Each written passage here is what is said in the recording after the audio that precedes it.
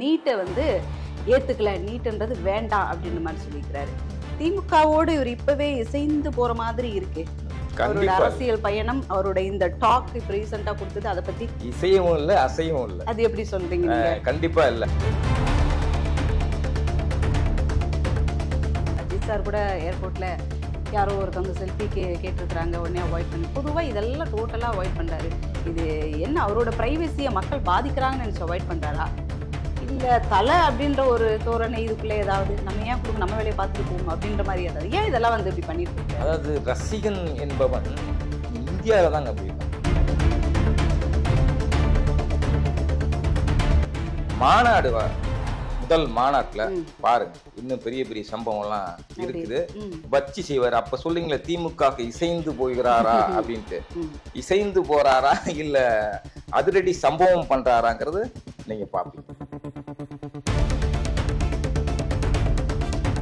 நிறைய இந்த நடிகைகளோட பர்சனல் விஷயத்துல அவர் நுழையிறது, அவங்கள பத்தி பேசுறது, அவங்க எப்படி இருந்தாங்க தெரியுமா, அவங்கள பத்தி தெரியுமா அப்படின்னும் போது, ஸோ இப்போ த்ரிஷா விஷயம் கொஞ்சம் நாளாக அடிபட்டு வருது. விஜயோட பர்த்டேக்கு விஷ் பண்ணதுல இருந்து இதுல இருந்து ரொம்ப வந்து சுச்சி வேற நடுவில் கிளப்பி விட்டாங்க.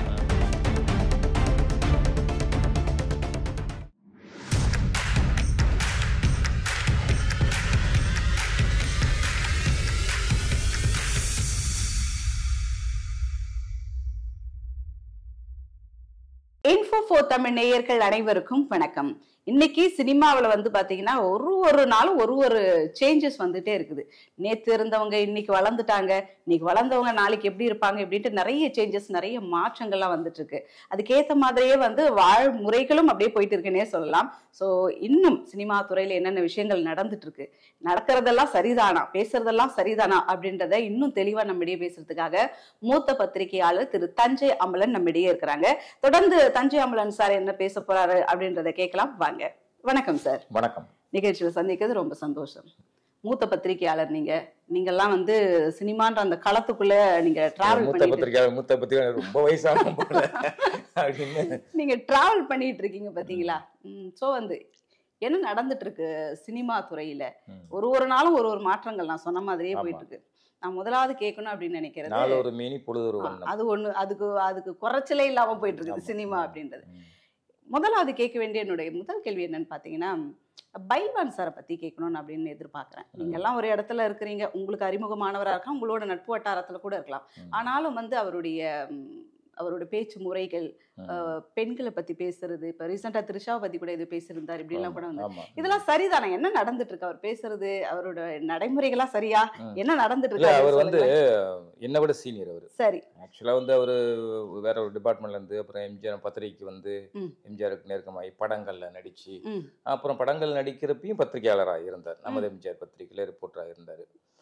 அவர் இன்னைக்கு நேரத்துல ஆரம்பத்துலேருந்து அவர் இந்த முரண்பாட்டு செய்திகள், நெகட்டிவ் செய்திகள், கான்ட்ரவர்ஷியல், இதுதான் அவர் அதில் பேர் போனவர். அவர் ரெண்டாவது கேள்வி கேட்குறப்பையும் பார்த்தீங்கன்னா ஒரு நாகரிகமற்ற கேள்விகளாகவும் இருக்கும். அது வந்து சில நேரத்தில் ஒருமையில் கூட அதெல்லாம் பேசி கேட்பார் சம்மந்தப்பட்ட ஆட்களுக்கு. ஆனால் இது எதுக்குமே பயப்பட மாட்டான்னு வச்சுங்களேன். நேரம் இவ்வளோ பேசுனதுக்கு எத்தனையோ முறை வந்து அவர் மிரட்டலுக்கு ஆளாகி இருப்பார், தாக்குதலுக்கும் ஆளாகி இருக்கார் அப்படின்னு நான் கேள்விப்பட்டேன். சரி, அப்படி இருந்தும் அவர் அடங்கலைனாக்கா அதுதான் அவருடைய இயல்பு. இங்க சில கேரக்டர் வந்து என்ன சொன்னாலும் என்ன செய்தாலும் வந்து மாற்றவே முடியாது. பிடிச்ச முயலுக்கு 3 கால் அப்படின்னு போயிட்டே இருக்கும். அவருக்கும் ஒரு குடும்பம் இருக்கு, அவருக்கும் ஒரு பெண் பிள்ளை இருக்கு, அவரும் பேரம்பேத்திகள் எடுத்துக்குவார். அப்படி இருக்கப்ப பொது வழியா ரெண்டாவது இப்போ நாங்கள்லாம் பழகினோம்னா, நான் வந்து அஜித்தோட ஆரம்ப காலகட்டம், விஜயோட ஆரம்ப காலகட்டம், விக்ரம், இவங்களுடைய ஆட்கள்லாம் நான் பழகி வந்திருக்கேன் நான். சரி, அப்போ வந்து ஒரு ப்ரெஸ் மீட்டு நடந்தாக்கா நாகரிகமாக பேசுவோம். எதுவும் சீக்கிரட்னா கூட சில விஷயங்கள் பகிர்ந்துக்குவாங்க எங்கள்கிட்ட. ஆனால் ஒருபோதும் அதை வந்து எழுத்துக்கள்லையோ இல்லை வேற விஷுவலாவோ வெளியிட்டது கிடையாது நாங்கள். அப்படி ஒரு பாண்டிங் வந்து ரிப்போர்ட்டர்ஸுக்கும், குறிப்பாக சினிமா ரிப்போர்ட்டர்ஸுக்கும் ஆர்டிஸ்டுங்களுக்கும் இடையே இருந்தது. நடிகைகள் கூட அவ்வளோ நெருக்கமாக சில பேர் பழகினது உண்டு. அப்படி இருக்கிறப்ப வந்து இந்த மாதிரி ஒரு கண்ணியம், நேர்மை, நாணயத்தை நாங்கள் வந்து அப்படி ஃபாலோ பண்ணோம். சரி, அவ்வளோ விஷயங்கள் இப்போ எனக்குள்ளேயும் கொட்டி கிடக்குது. நிறைய விஷயங்கள் எனக்கு நெகட்டிவான விஷயங்கள் தெரியும். ஆனால் அது பொது வழியில் நம்ம அப்படி பேசலாமா அப்படிங்கிறது ஒரு கேள்வி. நீங்கள் ஒரு பெப்பியா ஒரு விஷயத்தை நீங்க பேசலாம், பரபரப்பான ஒரு விஷயம் பேசலாம், அல்லது உண்மையான கான்ட்ரவர்ஷியல் இதை பேசலாம். ஒரு படம் குறித்து நீங்க அலசலாம். அஜித் படமா இருந்தாலும் என்ன பழகினாலும் அதை அடிச்சு துவைச்சு காய போடலாம். சரி. ஆனால் நடக்காத ஒன்றை நடந்தது போல சித்தரிப்பதும், அல்லது எலுமிச்சங்காய் சைஸுக்கு நடந்ததை பலாப்பழம் சைஸுக்கு ஊதி பெரிதாக்குவதும் தான் இங்க வந்து பிரச்சனையாயிருக்கு. சரி. அதுல சில நேரங்கள்ல இப்ப சமீபத்துல இன்னொரு பேட்டியில கூட சொன்னேன். சுசித்ரா லீக் வந்தப்ப சுசித்ராவும் அது மாதிரி நடந்துக்கிட்டாங்க. அப்ப நான் சொன்னேன், சுசித்ரா வந்து ஒரு பெண் பைல்வான் ரங்கநாதன், பைல்வான் ரங்கநாதன் வந்து ஒரு ஆண் சுசித்ரா, 2 பேருக்குமே வித்தியாசம் இல்ல, மாறி மாறி மண்ணை வாரி போட்டுக்கிறாங்க அப்படிங்கிற மாதிரி சொன்னேன். ஸோ இது இந்த நாகரிகம் நான் இப்ப 4 நாளைக்கு முன்னாடி கூட பைல்வான் பேசினேன். ஆனால் அவருடைய இயல்பு அப்படியாவே ஆயிடுது. அதை வந்து மாற்ற முடியாது, மாற்ற முடியாது. அது ஒரு குணாதிசயம்னு வச்சிங்களேன், அது என்னத்தை சொல்றது. ஆனா சம்பந்தப்பட்ட ஆட்கள் வந்து அவர் திட்டினதும் உண்டு. ஒரு பிரஸ் மீட்ல கூட விஷால் வந்து ஆனா ஏதோ ஒரு கேள்வி கேட்டாரு. ஆனா உங்களுக்கு அவ்வளவுதான், நீங்க அப்புறம் நான் சில விஷயம் சொல்ல வேண்டியது இருக்கும் அப்படின்ட்டாரு. நேருக்கு நேராவே. ஆமா, கிரீன் பார்க்ல அந்த பிரஸ் மீட் நடந்தப்ப இப்படி ஒரு கேரக்டர் தான் பைல்வான் ரங்கநாதன். நான் என்ன சொல்றேன், பைல்வான் ரங்கநாதனையாவது மன்னித்து விடலாம், அல்லது பைல்வான் ரங்கநாதனையாவது சகிச்சுட்டு போயிடலாம். இப்ப நிறைய பேர் அதை தொடர்ச்சியா வந்து நிறைய பேர் அவருடைய சுவடை பின்பற்ற ஆரம்பிச்சிட்டாரு. அவருடைய ஃபார்முலா, அவர் பேசுற மாதிரி பர்சனல் மேட்ரு இதெல்லாம் ரொம்ப பேச ஆரம்பிச்சிட்டாங்க. அதெல்லாம் கொஞ்சம் குறையணும், தவிர்க்கணும். இவராவது நான் இப்படிதான் ஆரம்பத்துல இருந்தே காட்டிக்கிட்டு இப்படி வந்துட்டாரு. ஆமா, ஒரு சில நல்லவங்க இதுவரையும் காட்டி மார்க்கெட்டுக்காக ஒரு சில விஷயங்களை பைல்வான் மாதிரி பேசும்போது அது நல்லா இல்ல. இன்னும் நான் வெளிப்படையா சொல்ல போனா, நீங்க ஒரு பெண் ஆங்கர்ங்கனால நான் இன்னும் வெளிப்படையா சொல்ல போனா, நான் வேசி என்று ஆரம்பத்துல இதை காட்டிக்கிட்ட பைல்வான் ரங்கநாத கூட பரவாயில்ல, பத்தினி வேஷம் போட்டுட்டு திடீர் வேசித்தனம் பண்றவங்களதான் வேண்டாம் அப்படின்றீங்க. இவங்கதான் வந்து மோசமானவங்க அப்படின்றீங்க. ஆமா, சரி. பைல்வான் மன்னிக்கவும் அந்த இருக்கட்டும். பைல்வான் சார் இப்படி அப்படின்ற மாதிரி நமக்கு தெரிஞ்சிருச்சு. நிறைய இந்த நடிகைகளோட பர்சனல் விஷயத்துல அவர் நுழையிறது, அவங்கள பத்தி பேசுறது, அவங்க எப்படி இருந்தாங்க தெரியுமா, அவங்கள பத்தி தெரியுமா அப்படின்னும் போது, ஸோ இப்ப த்ரிஷா விஷயம் கொஞ்சம் நாளா அடிபட்டுட்டு வருது. விஜயோட பர்த்டேக்கு விஷ் பண்ணதுல இருந்து இதுல இருந்து ரொம்ப வந்து சுச்சி வேற நடுவுல கிளப்பி விட்டாங்க. த்ரிஷா ஒரு ஒட்டுண்ணி அப்படின்னு மாதிரி சொல்லியிருக்காங்க. ஜெயலலிதா எப்படி எம்ஜிஆரை பிடிச்சிட்டு மேல வந்தவங்கள அந்த மாதிரி முயற்சி இப்படி எல்லாம் பேசியிருக்கிறாங்க. ஆக்சுவலி என்னதான் விஷயங்கள் உங்களுக்கு தெரிஞ்சிருக்கு? அது இங்க ஒட்டுண்ணி சாருண்ணி எல்லாம் கிடையாது. அவங்க 2 பேரும் பல படங்கள் சேர்ந்து நடிச்சாங்க. அதுல ஒரு இது இடையில வந்து அவங்க 2 பேர்த்துக்கும் அப்பயே நான் சொல்றது, இந்த மீடியா நிறைய வர்றதுக்கு முன்னாடியே வந்து ஊடகம் நிறைய வர்றதுக்கு முன்னாடியே பயங்கர பத்திரிகைகளே 2 பேரையும் இணைத்து கிசுகிசுக்கள் அதெல்லாம் வந்த செய்திகளாக வந்தது. உண்மையிலே த்ரிஷா வந்து விஜய் வந்து திருமணம் பண்ணிக்குவார் இப்படிலாம் வந்துச்சு. அது உண்மையா பொய்யாங்கிறது செகண்டரி. ஆனா நெருப்பு இல்லாம புகையாது அப்படின்னு சொல்லுவாங்க. அதை ஒட்டி இது உண்மையா. ஆனா இருந்தாலும் இப்ப ஒரு பர்த்டேக்கு விஷ் பண்றதுக்காக ஒரு போட்டோ போட்டு இது பண்றாங்க. இதுல என்ன தவறு இருக்கு?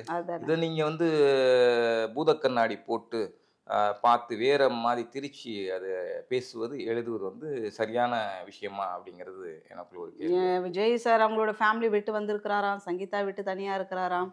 ஸோ இதனால வந்து இவங்க செகண்ட் இன்னிங்ஸ் த்ரிஷா பொன்னியின் செல்வன் கொஞ்சம் நிறைய சோர்ஸ் அவங்களுக்கு அமைஞ்சிட்டு. அதாவது இங்கே செலிபிரிட்டிங்கிறதுனால எல்லாமே அந்த மாதிரி வந்துடுது. பொதுவாக வந்து அரசியல்வாதியாக இருந்தாலும் சரி, சினிமாக்காரங்களாக இருந்தாலும் சரி, இல்லை விளையாட்டு துறையாக இருந்தாலும் செலிபிரிட்டி அப்படின்னாலே கண் காது மூக்கு வச்செல்லாம் இது பண்ண முடியும்.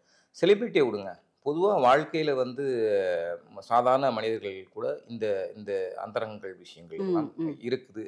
சில பேர் இது மாதிரி கடந்து வருவாங்க, சில பேருக்கு சில தொடர்புகள் இருக்கும். இது வந்து வாழ்க்கையில் சகஜம். அவரவர்கள் சுய ஒழுக்கத்தோடு இருக்குது. அது எந்த ஆளாக இருந்தாலும் சரி இருக்குது, நல்லது. அதை மீறி அவங்க போகிறாங்கன்னா அதுக்குள்ளே நம்ம நுழைஞ்சி அதை வந்து சாக்கடையில் கல்லை தூக்கி போட்டு நாரடிப்பது என்பது வந்து எனக்கு உடன்பாடு இல்லாத ஒன்று. சரி சரி. ஸோ விஜய் சார் அப்படின்னும் போது அரசியலில் குதிச்சு இருக்கிறாரு, தனியாக வந்து கட்சி ஆரம்பிச்சிருக்காரு, அதுக்கான வேலைகள்லாம் நடந்துட்டு இருக்கு. விக்கிரவாண்டி தொகுதியில் நான் நிற்க போகிறதில்ல அப்படின்னு சொல்லியிருக்கிறாரு. இன்னொரு விஷயம், நீட்டை வந்து ஏற்றுக்கல, நீட்டுன்றது வேண்டாம் அப்படின்ற மாதிரி சொல்லியிருக்கிறாரு.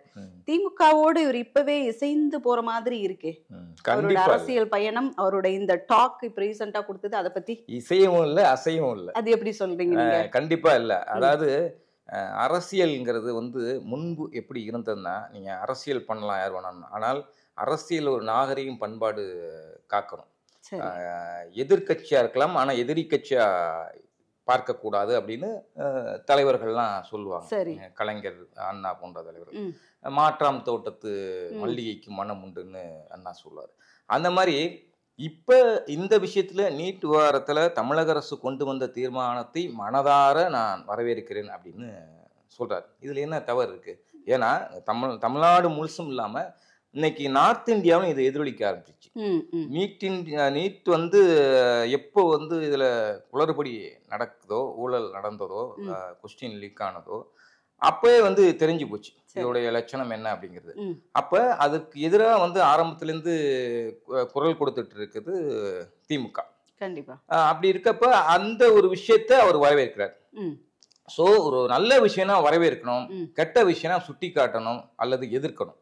இதுதான் ஒரு பழுத்த நாகரிகமான அரசியல்வாதிக்குள்ள அத்தனை தகுதியும் இந்த இரண்டாவது மேடையிலே நான் பார்த்தேன்.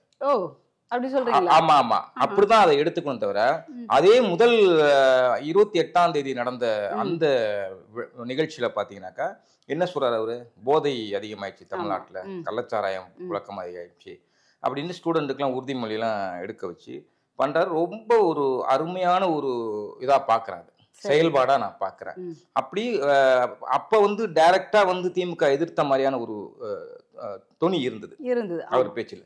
ரெண்டாவது பாத்தீங்கன்னா நீட் இப்ப மாணவர்களுக்கான நிகழ்ச்சி. இப்ப மாணவர்களுக்கான விஷயம் நீட்டா இருக்கிறதுனால கிராமப்புற மக்கள், ஏழை எளிய மக்கள், பிற்படுத்தப்பட்ட மாணவ மாணவிகள்லாம் பாதிக்கப்படுறாங்க இதுல அப்படின்னு சொல்லிட்டு இங்க தமிழக அரசை வந்து வரவேற்கிறாரு. இத நானும் வரவேற்கிறேன். ஏன்னா இது நாகரிகமான அரசியலா நான் பாக்குறேன். சும்மா தொன்று தொட்டுக்கும் குறை சொல்றதும் ஆளுங்கட்சியை எதிர்க்கிறதும் கூடாது.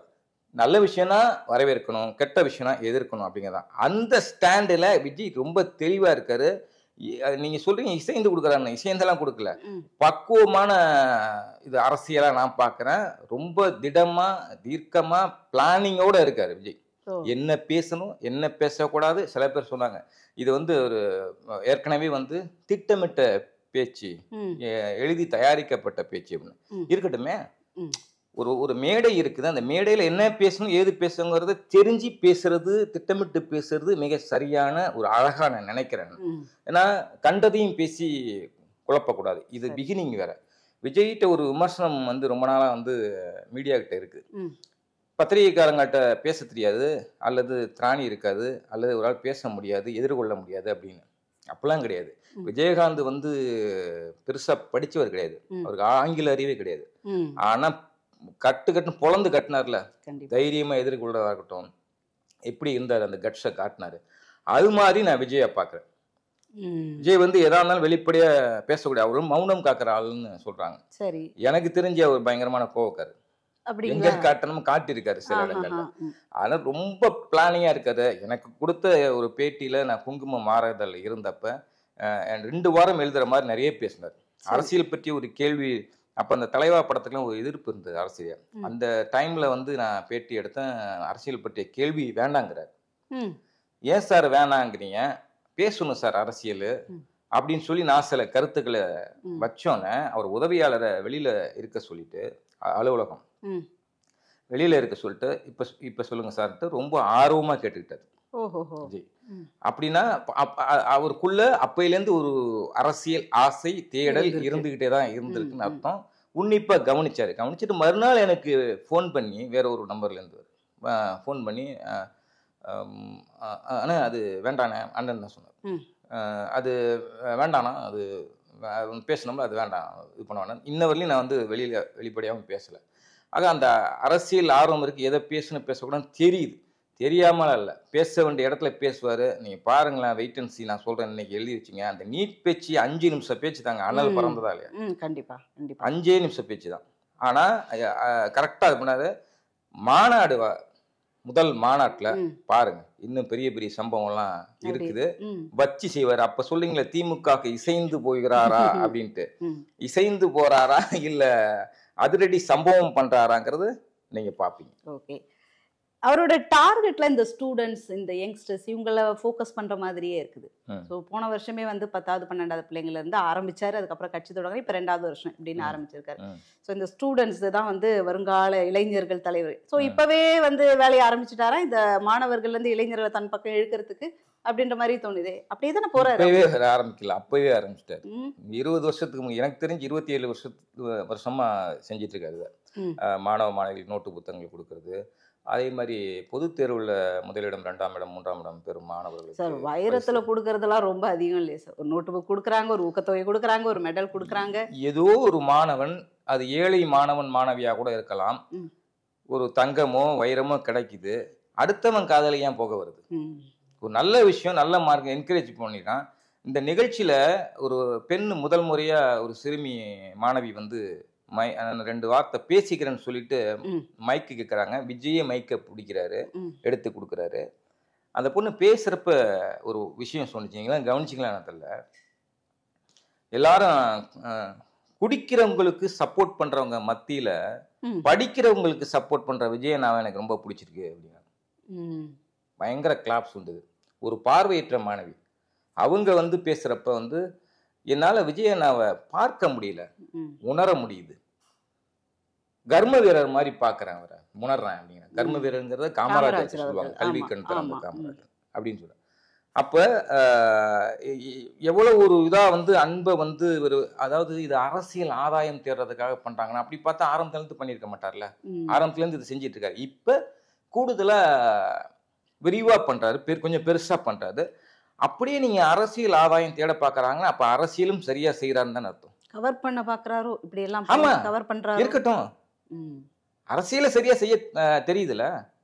அரசியல் தெரியாது, என்ன பண்ண போறாரு, உள்ள வந்து என்ன பண்ண போறாரு அப்படிங்கிற ஒரு இருந்ததுல. இன்னும் வரல இல்லையா, அரசியல்ல வரல இல்லையா, வந்துட்டாரு, வந்திருக்காருன்னா இப்பதான் ஒரு வந்துட்டாரு. எலெக்ஷனை மீட் பண்ணலாம், எலெக்ஷனை மீட் பண்ணலாம். அதுக்கு இன்னும் எவ்வளவு டிராவலிங் இருக்கே, நிறைய இருக்குது. நிறைய எதிர்ப்புகளை சந்திக்கணும். சும்மாலாம் வந்து அரசியல் பண்ணிட முடியாது.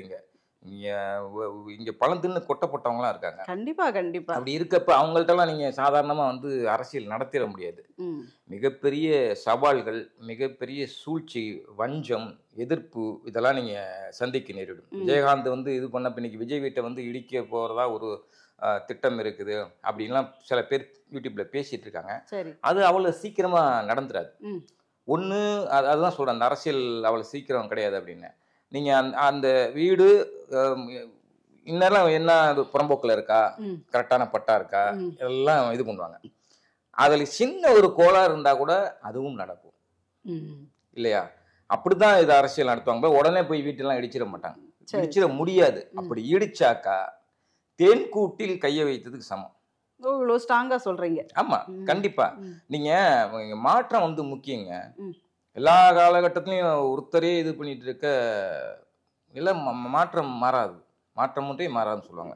அது மாதிரி ஏதோ ஒரு மாற்றம் மாறாத மக்களும் கூட மாற்றத்தை எதிர்பார்க்கறாங்களோ? கண்டிப்பா, அது ஒவ்வொரு காலகட்டத்தில் நடக்கும். இல்லைங்க, இப்ப திமுக அதிமுக 2 தான். காங்கிரஸ் வந்து எப்பயோ ஆண்டது. திமுக அதிமுக மாறி மாறி மாறி ஆட்சியில இருந்தாங்க. அப்ப 5 ஆண்டு இவங்க 5 ஆண்டு இவங்க, சில டைம் 10 ஆண்டு ஒரே கட்சி இருக்கும். அப்படின்றப்ப திரும்ப அந்த 10 ஆண்டுக்கு பிறகு ஒரு எலெக்ஷன் வரப்ப மாறுதுல. ஏன்? சைக்காலஜிக்கல் படி இக்கரைக்கு அக்கறை பச்சையா இருக்கும். 2 பேரும் ஊழல்வாதியா இருப்பாங்க. சரி, இவன் வந்தா சரியாயிரும், அவன் வந்தா சரியாயிரும், இவன் வந்தா நல்லது நடக்கும், அவன் வந்தா நடக்கும், மாறி மாறி கூத்திட்டே இருக்காங்க. தவிர அந்த ஒவ்வொரு தேர்தலும் போது எந்த மாற்றமும் நடக்கல. இதுல பெரிய திருடன் யார், சின்ன திருடன் யார் அப்படிங்கறது தான் இதா இருக்கு. தவிர எல்லா விஷயத்திலுமே இப்ப டாஸ்மாக் என்ன ஏதாவது பண்றாங்களா? இந்த கள்ளச்சாராய பிரச்சனை பலி இவ்வளவு ஆணிச்சு, ஏதாவது ஒரு சின்ன ஒரு இதா இருக்கா? இன்னும் 10 ரூபாய்க்கு அதிகமா தானே வாங்கிட்டு இருக்காங்க. அதனாலதான் கள்ளச்சாராயம் பெருகுச்சுன்றாங்க. அந்த 10 ரூபாய் அதிகமா எங்க போகுது? டாஸ்மாக் ஊழியர்களுக்கா போகுது? கிடையாது. அது மேலதிகாரி, மேலதிகாரிக்கு மேலதிகாரி, அதன் பிறகு ஆட்சியாளர்கள், இப்படிதான் இதாகும். பட்டவர்த்தமா சொல்றதுக்கான அப்ப இதை நீங்க இது பண்ண தீர்க்கலாம்ல. சும்மா ஒரு ஒரு கண் துடைப்புக்கு வந்து ஒரு போர்டு போட்டு இந்த புகார் கொடுக்க அப்படின்னு சொல்லி ஒரு நம்பரை போட்டா எடுக்கவே மாட்டாங்க. 10 ரூபா அதிகமானது அக்கறையான பேசுறது அது மேட்டர் கிடையாது. அந்த செய்யறத கெட்டதாக ஒழுங்கா செய்யறீங்களா? அது இல்லை அப்படிங்கிறதான். அதனால டாஸ்மாகை சுத்தமா ஒழிக்கிறது நல்லது. ஒழிக்க மாட்டாங்க. ஏன்னா அந்த வருமானம் தானே முக்கிய முதுகெலும்பா போகுது. ஆமா இல்லையா? அதனால இப்படிலாம் நிறைய இருக்குது. அவ்வளோ சீக்கிரமாக வந்து அரசியல் செஞ்சிட முடியாதது ஒன்று. அதே சமயம் மாற்றத்தை மக்கள் விரும்புகிறாங்க. இந்த மாணவர்கள் மத்தியில் ஒரு பெரிய எழுச்சி அலையை வந்து விஜய் உண்டு பண்ணியிருக்காரு.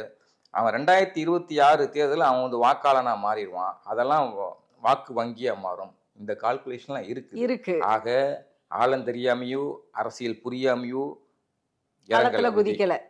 ரெண்டாவது பின்னணியில நிறைய இருக்கு. சீமான் அந்த பேச்சு சீமான் தயாரிச்சு கொடுத்ததாக இருக்குமோ அப்படிங்கிற ஒரு சந்தேகம். சீமான் கூட 2026 சட்டமன்ற தேர்தலில் கூட்டணி இருக்கலாம் அப்படின்ற கூட இருக்கலாம்ல. 99% வாய்ப்பு இருக்கு. இன்னும் அவங்க அபிஷேல அனௌன்ஸ் பண்ணாங்க. ஏன்னா இங்க கூட்டணிங்கிறது முக்கியங்க. யாருமே இப்ப தனித்து வந்து அது முதல் தேர்தலை சந்திக்கும் போதே வந்து பெருசா ஜெயிச்சிடலாம் அப்படின்லாம் முடியாது. கூட்டணிங்கிறது ஒரு சப்போர்ட்டுக்கு தேவைப்படுது. தமிழக அரசு பொதுவா இந்தியா ஃபுல்லாவே அப்படி ஒரு நிலை இருக்கும்போது. பட் விஜய் தரப்புல இருந்து நான் முதல்ல அரசியல் இறங்குறேன், நான் தனியா நின்று நான் யாரும் ப்ரூஃப் பண்ண காட்டுறேன் அப்படின்ற மாதிரி சீமான்ட்ட பதில் கொடுத்த மாதிரி ஒரு பேச்சுக்கள் இல்லைங்க. இப்படிதான் சீமானு சொன்னாரு. அவர் இதுவரையும் யாரோடையும் கூட்டு சேரல. சீமான் அவருக்கு ஒரு நல்ல ஒரு பெர்சன்டேஜ் கிடைச்சிருக்கு. 8.2% கிடைச்சிருக்கு. அப்படிங்கிறப்ப கொஞ்சம் கொஞ்சமா வளர்ந்துகிட்டு இருக்காதுன்னு தான் அர்த்தம். சரி. அப்படி இருக்கப்ப இந்த 8% இவர் வாங்குற இதுவும் சேரும்போது இன்னும் பலமா இருக்கும். பெரிய அதிர்வலைகளை இந்த தமிழகத்துல ஏற்படுத்தும். ஸோ இப்படிலாம் இருக்கு. அதனால சொல்றேன், விஜய் அவ்வளோ சீக்கிரமா நீங்க பகைச்சிக்கவும் முடியாது. அதே மாதிரி இவரும் ஒரு எதிர்ப்புகளை சந்திக்காம வளர்ந்துடவும் முடியாது. கல்யாண மண்டபத்தை இடிச்சாங்க, என்னாச்சு? விஜய் வந்து கூடுதலா இதாகிறாரு, ஆவேசமாகறாரு, கூடுதலா அரசியல் பண்ண ஆரம்பிக்கிறார். கூடுதலா விஜயகாந்த் ரசிகர்களாக இருந்த தொண்டர்களுக்கு ஆவேசமாக இன்னும் நிறைய ஒர்க் பண்ணும் அப்படின்னு. இப்படிலாம் இருக்கிறப்ப நிறைய விஷயம் இவனை எதிர்கொள்ளணும். அதே மாதிரி ஒரு மாற்றத்துக்காகவும் மக்கள் இயங்கிட்டு இருக்காங்க. சரி, கரெக்ட். ஓகே, விஜய் சாரை பற்றி இந்த அளவு பேசிட்டீங்க. என்ன ஆச்சு ஷாலினி மேடம்க்கு? அஜித் சார் அஜர்பைஜான்லேருந்து வேகமாக வந்தார், என்னென்னமோ ஆச்சுன்ட்டு ஃபோட்டோஸ்லாம் ஷேர் பண்ணாங்க சோஷியல் மீடியாவில். என்ன ஆச்சு? ஆக்சுவலாக அவர் வர்றதுக்கான பிளானே இல்லை. ஏற்கனவே திட்டமிட்ட இது ஆப்ரேஷன் தான் அது. அவர் போகிறதுக்கு முன்னாடி, அஜர்பைஜான் போகிறதுக்கு முன்னாடி டாக்டர்லாம் பார்த்து பேசிட்டு என்னைக்கு ஆப்ரேஷன் வச்சுக்கலாம் என்னன்னு பேசி முடிவு பண்ணிட்டு தான் போயிருக்காங்க. அது மேஜர் ஆப்ரேஷன்லாம் கிடையாது. என்ன ஆப்ரேஷனுங்கிறது பர்டிகுலராக எனக்கு தெரியல. சரி. ஏன்னா சில பேர் கூட வந்து பார்த்த மாதிரி சொல்லுவாங்க, இல்லை ஆப்ரேஷனே அவங்க தான் பண்ண மாதிரி சொல்லுவாங்க. சரி சரி. ஏன்னா தெரிஞ்சா பேசணும், தெரியாதுன்னா தெரியாதுன்னு சொல்லிட்டு போகிறதுல ஒன்றும் வெக்கம் இல்லை.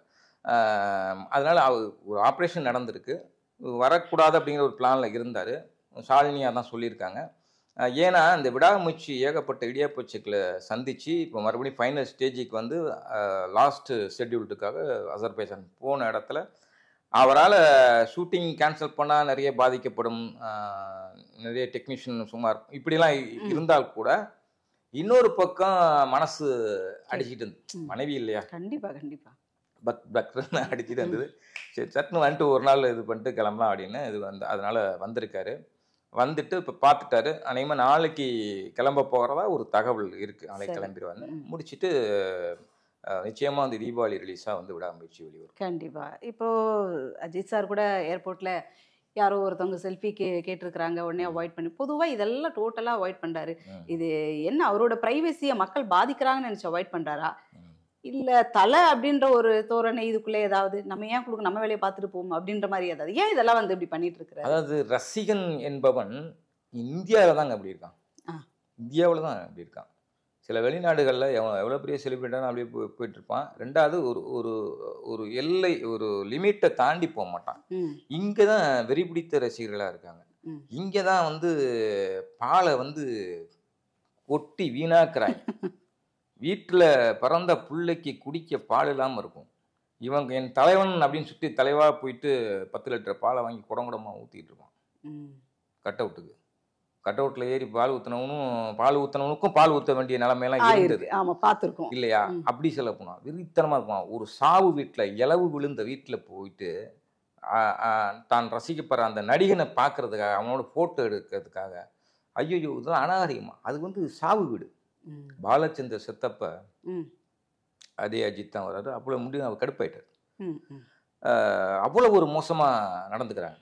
ஒரு சாவு விவேக் அது மாதிரி இருக்கப்போ ஒரு அந்த செலிப்ரிட்டி நீ பாரு, கொண்டாடு, அவன் படத்தை ரசி, அதோட போயிடு, அவ்வளோதான். சரி. அதை விட்டுட்டு பின்தொடர்வதும் அல்லது எங்கேயாவது பார்க்குறப்ப அநாகரிகமாக நடந்துக்கிறதும் அது வந்து கண்டிப்பா செலிபிரிட்டி அவங்களுடைய பிரைவேசியும் பாதிக்கும்.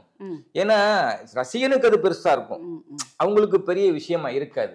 இப்ப ஒண்ணும் இல்லைங்க, ஒரு எதுவும் கூட்டம் இல்ல, ஒரு தனியா ஒரு இடத்துல சந்திக்கிறோம், இது பண்றோம் அப்படின்னா எடுத்துக்குவாங்க அவங்களே கண்டிப்பா. அதுக்கெல்லாம் வந்து இது பண்ண மாட்டாங்க. அது யாரா இருந்தாலும், அஜித்தா இருந்தாலும் விஜயா இருந்தாலும். ஆனா ஒரு பப்ளிக் பிளேஸ்ல இருக்கிறப்ப ஒண்ணும் இல்லைங்க, ஒரு ஹோட்டல்ல தங்கியிருந்தாரு இப்ப இடையில கொஞ்ச நாளைக்கு முன்னாடி தங்கியிருந்தாரு. போறப்ப அங்க உள்ள ஊழியர்கள் எல்லாம் போட்டோ எடுத்துட்டு தான் போறாரு. அதே மாதிரி அப்போலோ ஹாஸ்பிட்டல் தான் நினைக்கிறேன், இதுக்கு முன்னாடி அவரு ட்ரீட்மெண்ட்ல இருந்தப்ப எல்லாத்திட்டையும் அவங்க குழந்தை 2வது குழந்தை பிறந்தப்ப நர்ஸ் எல்லாத்தையும் செல்ஃபி எடுத்துட்டு போட்டோ எடுத்துட்டு போறாரு. இதெல்லாம் ஆனா இந்த பப்ளிக் பிளேஸ்ல நடந்துக்கிற விஷயம் இருக்குல்ல, இவர் வந்து பரபரப்பா ஹாஸ்பிட்டல் வர்றதுக்காகவும் இல்லை திரும்ப ஷூட்டிங் போறதுக்காகவும் இது பண்ற நேரத்துல அவங்களுடைய மனநிலை இதெல்லாம் வேற மனுஷன் தானே. கண்டிப்பா கண்டிப்பா இல்லையா?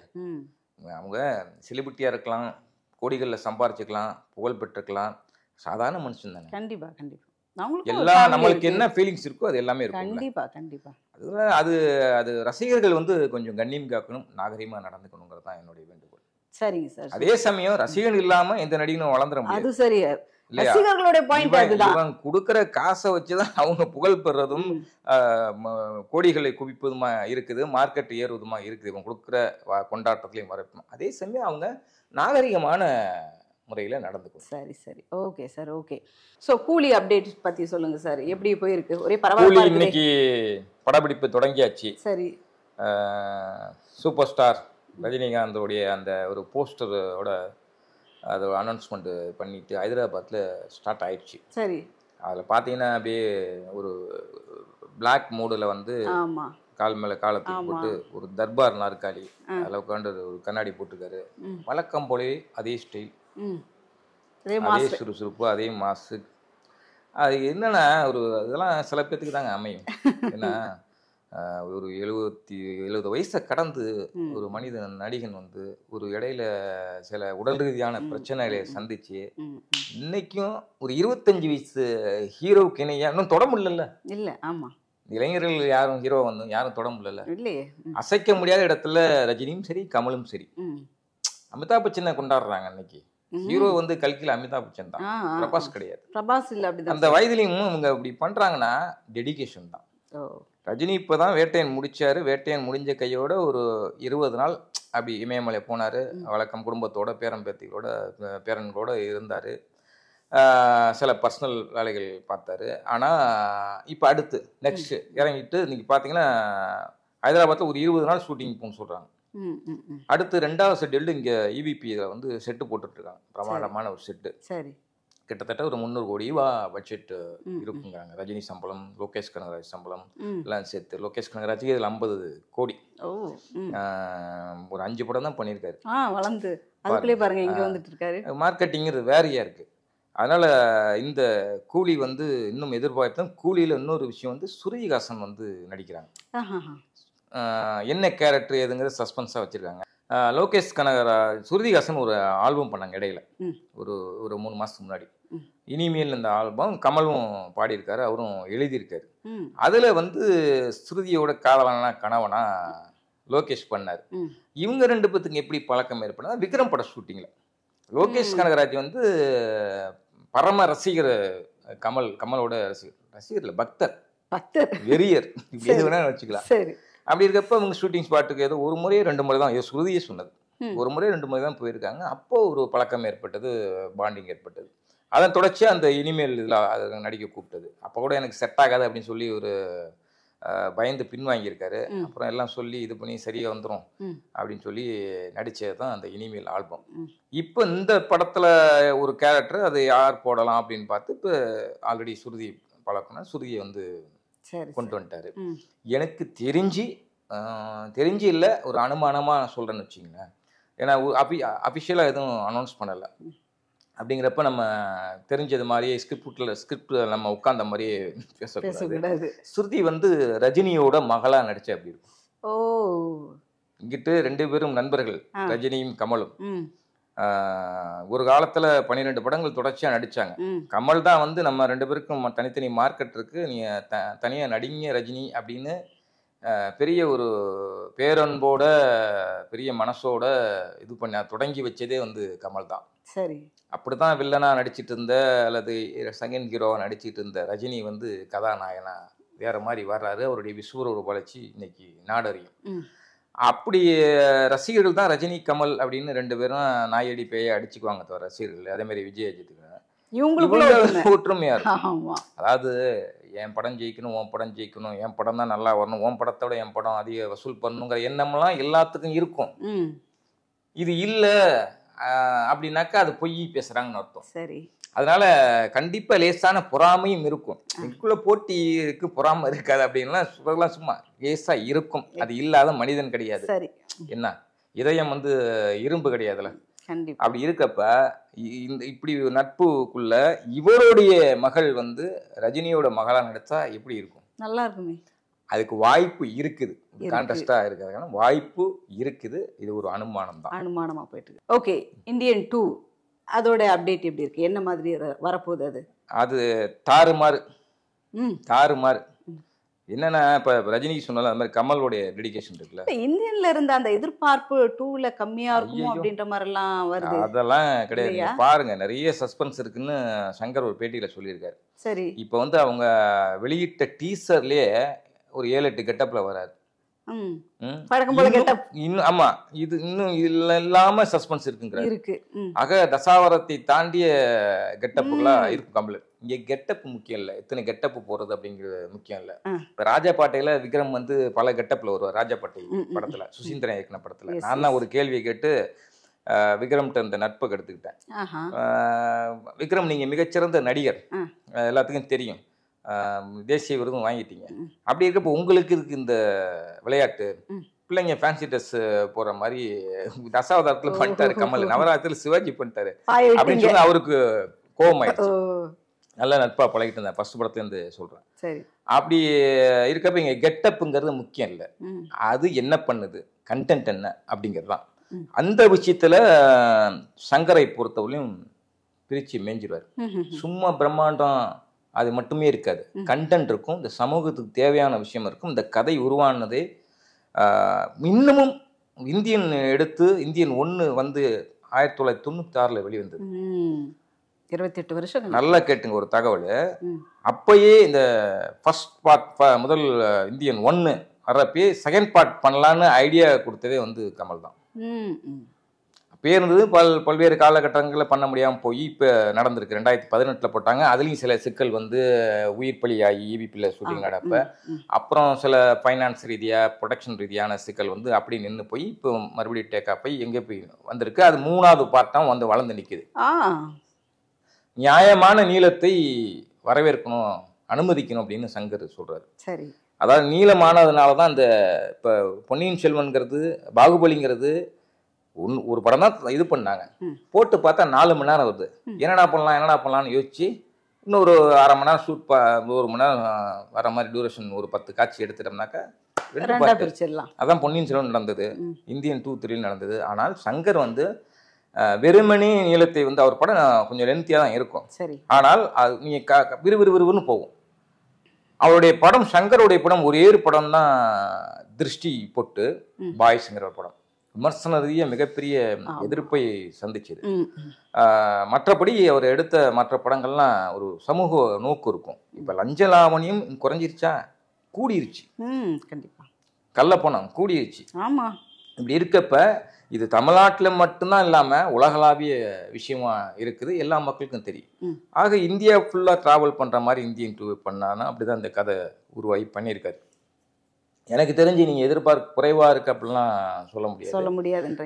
நேற்று முந்தானத்தோ அமெரிக்காவில் வந்து பெரிய வான்வெளியில் வந்து இந்தியன் தாத்தாவை பறக்க விட்டாங்க. ஆமாம். இப்போ கூட ப்ரொடியூசர் ஒரு தமிழ்குமரன் ட்விட் ஒன்று பண்ணியிருந்தார், அந்த ஒரு போஸ்ட் ஒன்று ஐமேக்ஸ் இதில் வெளியாகுதுன்னுட்டு. அதனால நல்ல ப்ரொமோஷன் பண்ணுறாங்க, பயங்கர எதிர்பார்ப்பு இருக்குது. சங்கருக்கு வந்து மிகப்பெரிய ஒரு ஒரு வெறி இருந்துக்கிட்டே இருந்தது அந்த படம் பண்ணுறதுக்கு முன்னாடி வரல.